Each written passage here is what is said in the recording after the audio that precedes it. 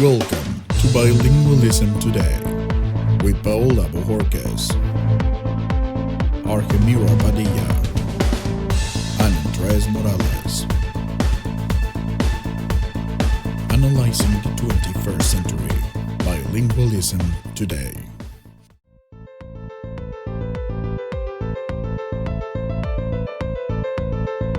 Welcome to another episode of Bilingualism Today. In this episode, we are going to share our reflections about practices in bilingual learning environments.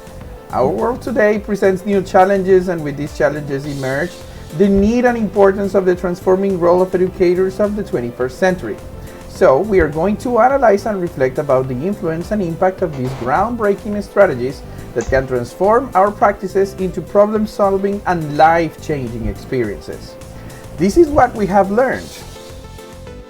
Hello, Andres and Paola. Thank you for this opportunity that we have to share about what we learned. This model has a main objective that is to reflect about the role of the teacher as a transforming agent in the educational context. It is why during this module we worked on three important aspects, which are theoretical backgrounds, and epistemological structuration, interventions and analysis and transference. Talking about theoretical background and epistemological structuration, we took into account pedagogical practices that depends on the community and its context, because a language can be taught according to the necessity of the social context. It is important to take into account the students' needs.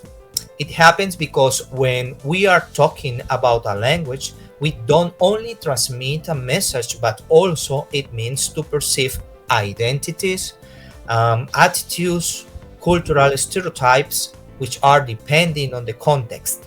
And this context was studied through the second item, that is the intervention, and Paola is going to share about it. Yes, in this stage, we aim to collect data to see what's going on in the context being studied. Also, to corroborate the information presented in the characterization. In this stage, we intend to intervene to systematize and correlate the information to find out what causes them to occur, and then proceed to analyze the data gathered. In order to gather all this information, our data collection instruments were participant observation and field notes to make record of what was observed, to understand the culture and setting of the context being studied, to see the context through the eyes of the participants. But also we took into account the surveys, questionnaires, and interviews to interpret or explore their experiences and perspectives. With all this information gathered, then we go to the analysis and transference stage that is presented by Andrés. Yes, and this stage becomes the climax of the process due to the connection with all the previous stages in order to provide strong and solid arguments that can explain what is going on in the context. Regarding data analysis, there are many methods and approaches to be implemented that could fit a very specific research need. There are methods that are very flexible that allow the researcher to apply heuristic methods or categorization. For instance, the inductive data analysis method, which provides categories from data itself, providing enriching elements to the research.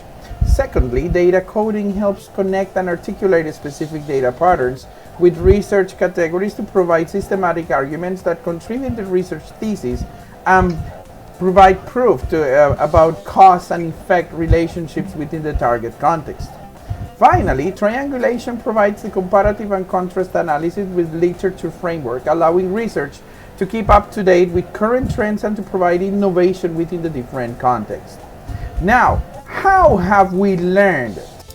Okay, that's an interesting question, Andres, and I think that we learned this taking into account our own praxis, and that is why we worked on our own context where we discovered and learned aspects we mentioned before. That is why we develop a logical sequence of the process and categorization to organize a data to get information from the participants. That's right. And something important is that we could apply some methods and techniques learned in other courses, like challenges in 21st century education. We use a framework trick for context needs analysis to discover the challenges that are found in this context regarding the bilingual practices and other features. Additionally, with all the information known at first sight, we consider some aspects or features to choose and design the appropriate instruments that best match our objective. That is correct.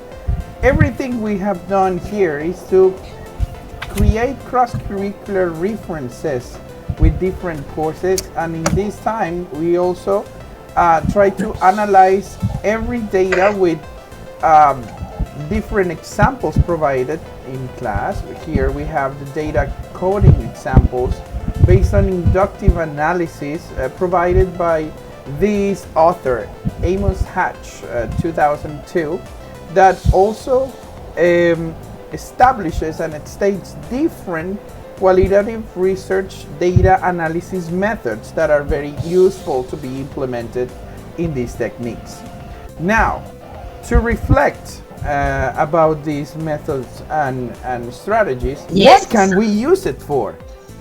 Yes, something very interesting is that we can use this information learned during this practice is to strengthen scientific research among educators in order to develop a critical perspective of their pedagogical practices by being active participants to transform our educational reality, but also to transform society. Okay, another aspect that we have to keep in mind is foster research models for students that at the end it seeks to promote in students a culture of research through practical and transformative models.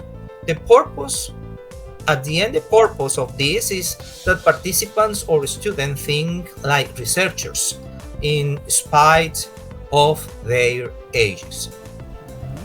Perfect. Yeah, and the way we can improve all these models is to maybe mix these models with design thinking or maybe maker culture, double diamond processes in order to enrich these practices in the bilingual learning environments today. It has been proved that design thinking is another simplified way of applying research into a determined context. With empathize, define, ideate, prototype, test, and implement, they are very compatible with these stages are very compatible with the stages we have just practiced in this module. Besides, the maker culture and the double diamond process also provide different strategies from different perspectives to applied research in different contexts of innovation, and problem solving skills are going to be developed. Finally, what has been easier, more difficult, and interesting about this whole experience? Well, easier, rethink about my pedagogical practice, because it's the only way that I have to understand my students' context. So context plays an important role in my pedagogical practice. So the most difficult thing, I don't understand most of the policies because to reach all of the goals in education, it is necessary to have a support from the educational administrators to implement, in our case, a bilingual program practice that can be succeed. That was really interesting as well. Yes, I'm in agreement with you, Argemiro, and that's something that makes us reflect upon our practice. That's very interesting. It's a reality.